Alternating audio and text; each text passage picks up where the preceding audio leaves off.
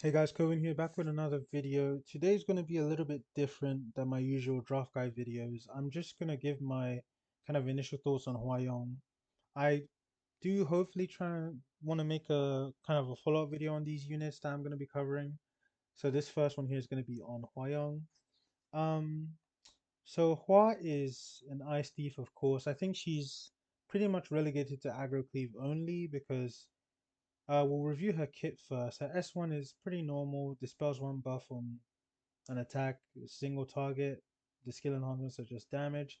Her S2 is what makes her pretty interesting because she's essentially a non-attack skill bridge. So like when your Lone Wolf Pyrrha goes, when your Conqueror Lilius goes, when your ARAM uses a non-attack skill, she will launch an attack on the enemy with the highest defense. So instantly you should be thinking they were aiming for her to go against like Bossarunka, the Abyssal Yufine, those kind of units, and then she gets an attack buff and then does the attack, and she'll boost 20% CR and it penetrates 50% defense. But if she has Vigor buff, she will get an extra turn. So that's why I was mentioning Conqueror has really strong synergy with her.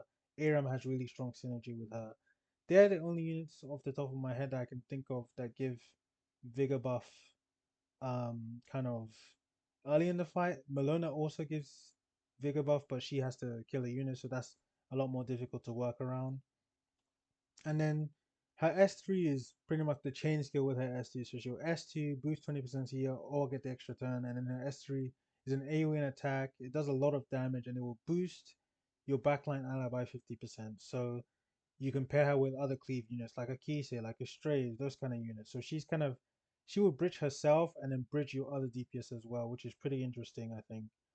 And this skill does a lot of damage because not only is it AoE, it has the increased damage dealt on the soul burn, and then you're getting attack buff from your S2, and then if you pair her with some of the previously mentioned openers, you're getting a vigor buff as well. So it's attack vigor buff in an AoE with an increased damage dealt soul burn. So she does do a lot of damage.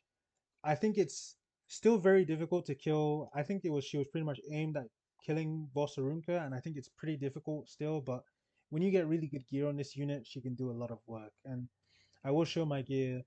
My gear is not amazing. My gear is pretty bad, I think, actually. I think ideally you want like a destruction penetration build. I do think you want some speed because think about it, 20% CR. Let's say your opener is 300 speed. You want to be 80% CR of them, so 300 times 0.8, you get 240 speed. So you want to be around 240 speed to bridge because you always want to make sure you can get to 100% CR when you're bridging your units. So you want to be a bit fast, and I think you want some more damage. So she is pretty difficult to build in that sense if you go destruction. So I think speed makes it easier. But if you have the right type of gears where you're trading the damage, like the crit damage I'm getting from these pieces, I'm trading them for more speed rolls and a destruction set. Destruction gives you more actual stats comparatively if you have similar levels of gear. And then in terms of artifact, I think her artifact works well because if you have it max, of course, you get the ignore damage share, which is pretty amazing because Aureus is in almost every game you'll play. Like if you're playing standard, if you're trying to cleave someone, they will almost always pick a knight on Aureus. So being able to ignore that is pretty huge, and then you get the attack boost as well on top. So I think her artifact is one of her best options in terms of alternatives. Wind Rider is good. Pretty much, I think the thief class is just stacked with a lot of good artifacts. Like Wind Rider is good. Wind Rider is good. You could go like Merciless Glutton, which is also good. So there are quite a few options. I've been mainly testing with our artifact. It's not max, so of course there's not a lot of consistency there, but you do want to get it max ideally because the difference between being able to ignore an Aureus and not being able to ignore an Aureus can be pretty crucial. So besides that, I just want to go over a few combos. We mentioned earlier the Conqueror Lilius, where she gives you the Vigor buff on S3. So it's pretty much just Vigor buff synergy is what you're looking for. That, or you want to look for non-attack skill synergy in general, and then just have enough speed yourself to bridge her. So I mentioned earlier the 240 speed mark. If you're 300 speed, just tune to be 80% CR of your opener. So besides Conqueror Lilius, I mentioned also the ARAM can also work really well because when she procs, she also does give Vigor buff. So If you're for some reason playing in like a Lidica setting, Harseti setting, you can look to go Aram plus Hwa. I wouldn't recommend it because I don't think Hwa is very good unless you're for sure taking the first turn. So stick to the openers like Conqueror, and then just in general non-attack skill openers. Like if I'm for some reason Ran cleaving, he has a non-attack skill. Same thing with a mid. Same thing with Luna. Same thing with Pyrrha. I think that's what makes Hwa I think quite strong in this kind of meta because almost every opener has a non-attack skill. I've gone through a few now. Lua, Paulie, Conqueror Lilius, Pyrrha has a non-attack skill. DN is not an opener anymore. DJB, just like even mid-speed units, all have non-attack skills. Frida.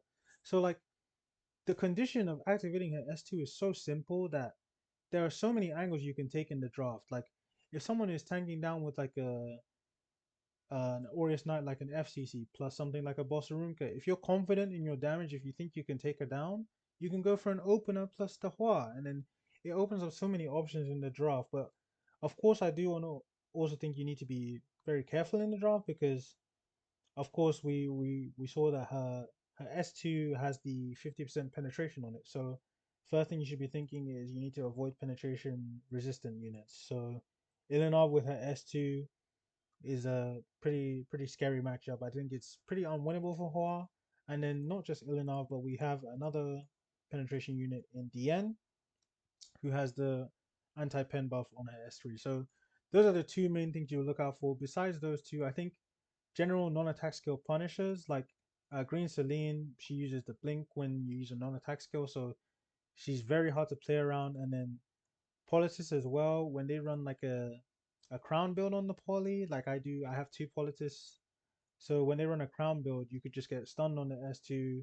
She cuts your CR in half, so you like if you tuned yourself, say you were 300 speed, you tune yourself at 240, you would only get to 90% CR instead of 100 because of a passive. So I think that's pretty much it for what I wanted to cover. I've covered the builds where I think you go Destro or Speed. I've covered her main synergies being Conqueror or just general non-attack skill openers, and then weaknesses, non-attack skill punishers, and then the anti-pen units. So this was just my first impressions, kind of first mini guide I want to say, just to give you an idea of when you should be looking to pick Hua, what you should be looking to do with her.